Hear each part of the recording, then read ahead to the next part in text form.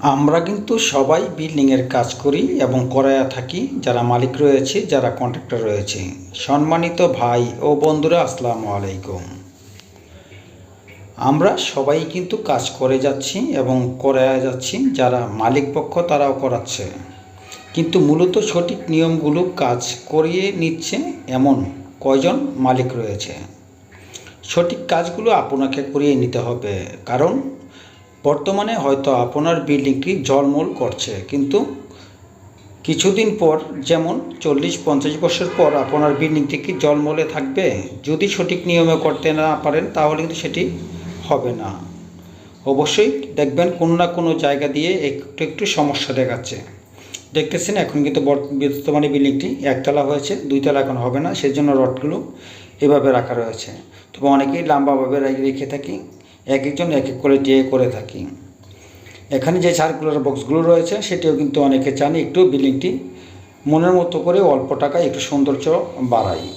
তো এখানে যে সার্কুলার বক্সগুলো দেখতেছেন, এই বক্সগুলো কিন্তু এখানে যে সিঁড়ির গাঁথুনি রয়েছে সেই গাঁথুনির বাহিরে থাকবে। তবে যদি একটু লম্বা পাশে কম করে লম্বা একটু বেশি হয় তাহলে কিন্তু সুন্দরটি আরও বেশি বাড়বে। এখানে কিন্তু ফোকাস লাইট থাকবে, খুবই সুন্দর লাগবে। তো এই কাজগুলো কিন্তু অল্প টাকায় আপনি কিন্তু অল্প খরচেই সুন্দরভাবে একটি বিল্ডিং করতে পারেন। তো এই বিল্ডিংগুলো করার সময় যে নিয়মগুলো আপনাকে মানতে হবে, দেখবেন এখানে যে ছাদের ডালাইগুলো হয় তখন ব্লক ঠিকমতো দেওয়া আছে কিনা এবং মালগুলো ঠিকমতো মিক্স করা হচ্ছে কিনা, সেই বালুগুলোই ঠিক আছে কিনা সব কিছুই কিন্তু আপনাকে দেখতে হবে। আর যদি আপনি 100 বছর একটি গ্যারান্টি দিয়ে একটি বিল্ডিং করতে চান, সেক্ষেত্রে কিন্তু আপনাকে অবশ্যই নিচের যে বেজ, কলম, বিম সেগুলো কিন্তু অবশ্যই পাথর দিয়ে করলে আপনার ভালো হবে বেশি, কারণ বর্তমানে সব জিনিসেই সমস্যা রয়েছে। যেমনটি বালু আগে হাতে কাটতো, যেমন বুড়াইয়া বালু তুলতো, গজারি বালু, এখন কিন্তু সেইগুলোকে ডেজারে কাটা হয়। সেই বালুগুলো কিন্তু বেশিরভাগই মাটি থাকে, যতই আপনি ভালোভাবে কাজ করেন সেগুলো সমস্যা থেকেই যায়। তো যাই হোক, দেখুন আপনাদের যেটি দেখাচ্ছি, এখানে কিন্তু চাল বাঁধতে হবে। এই রডগুলো রাখতে গিয়ে কিন্তু অনেক সময় এক একজনে এক এক জায়গায় রেখে যায়।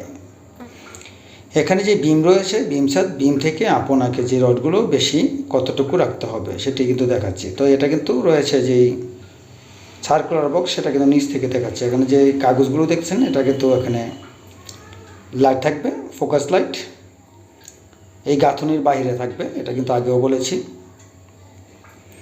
অবশ্যই একটি সঠিক নিয়মে একটি কাজ করাবেন। বর্তমান বাজারে যেই কাজগুলো করতে হয় সেখানে কিন্তু সব কিছু জিনিসপত্রের দাম এখন করতেছেন ঠিক আছে, কিন্তু সেগুলো এত টাকা খরচ করে সঠিক নিয়মে করতে পারতেছেন কি না সেটাই কিন্তু বড় বিষয়।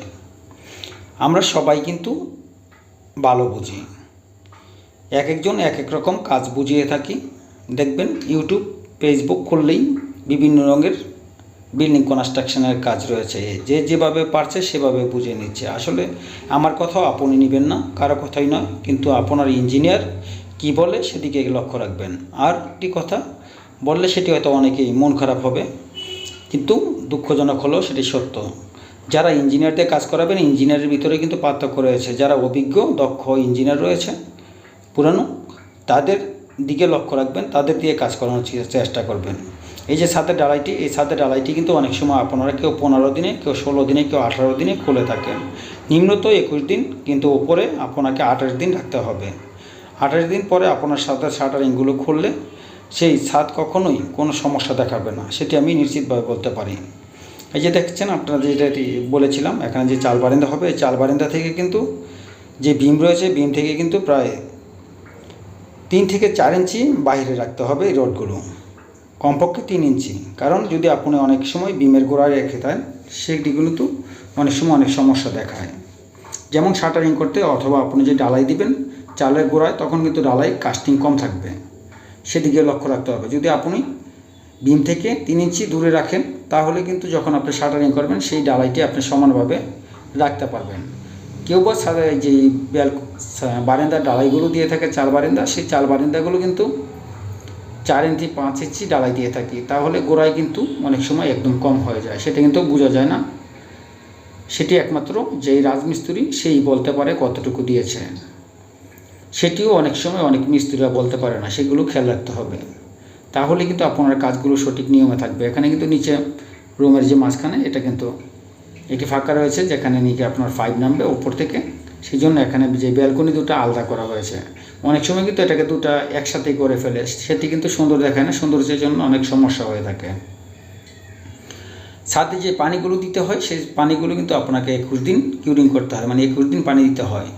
তো 21 দিনের ভিতর ছাদের পানিগুলো সম্পূর্ণভাবে একভাবে রাখা যাবে না, সেটি প্রতি সপ্তাহে বদল করতে হবে। এবং ছাদের শাটারিং খোলার সাথে সাথে অবশ্যই সেটিকে কিউরিং করার চেষ্টা করবেন, পানি দেওয়ার চেষ্টা করবেন। এই ফ্লোরটি এখন ডালা হবে, তারপর কিন্তু গাঁথনি করা হবে। আজ এই পর্যন্তই, আল্লাহ হাফেজ।